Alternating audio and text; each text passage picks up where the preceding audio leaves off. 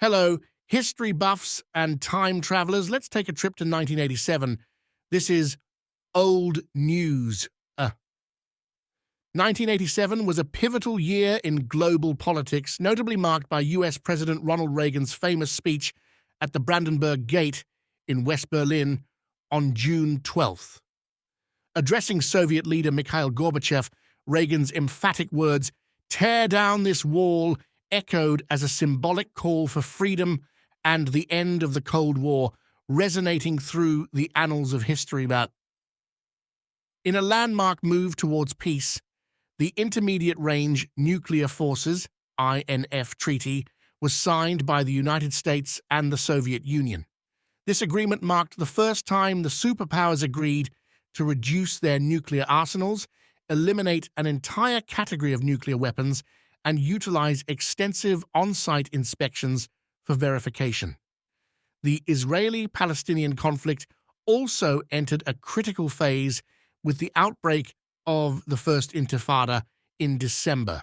This uprising was a grassroots movement by Palestinians in the occupied West Bank and Gaza Strip, protesting against Israeli occupation and demanding self-determination. Characterized by widespread demonstrations, civil disobedience, and clashes with Israeli forces, the Intifada marked a significant escalation in the conflict, drawing international attention to the Palestinians' plight. The year also saw the formation of Hamas, an Islamic resistance movement which emerged as a key player opposing Israel through both political means and violent actions. The events of 1987 underscored the deep-seated tensions in the region and highlighted the Palestinians' increasing desperation and determination to achieve statehood and sovereignty. The world of finance was rocked by the Black Monday stock market crash on October 19th. Stock markets around the world plummeted, shedding a huge value in a very short time. The Dow Jones Industrial Average fell by 23%, the largest one-day percentage decline in history. This event led to significant changes in market regulation and trading mechanisms.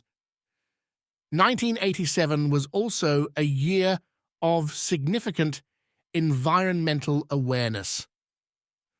The Montreal Protocol was signed on September 16th, an international treaty designed to protect the ozone layer by phasing out the production of numerous substances responsible for ozone depletion. This agreement marked a crucial step in global environmental policy, reflecting an increasing awareness of and response to environmental issues. The year was also important in the fight against AIDS. On May 31st, the World Health Organization launched the first World AIDS Day to raise awareness of the AIDS pandemic and to mourn those who had died of the disease. This initiative represented a global commitment to tackling one of the most devastating public health crises of the 20th century. And the medical world achieved another significant milestone with the successful development and widespread use of Prozac, a groundbreaking antidepressant. Approved by the FDA in December 1987, Prozac became one of the most prescribed drugs for depression, sparking a revolution in the treatment of mental health disorders. In a major step for space exploration, the supernova 1987A was observed in the Large Magellanic Cloud.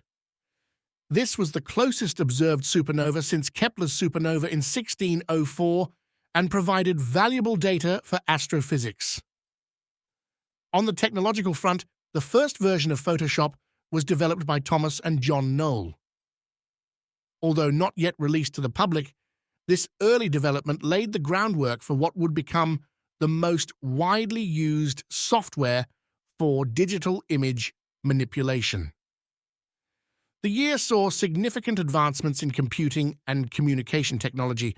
The protocol for the Hypertext Transfer Protocol, HTTP, and the concept of the World Wide Web were proposed by Tim Berners-Lee.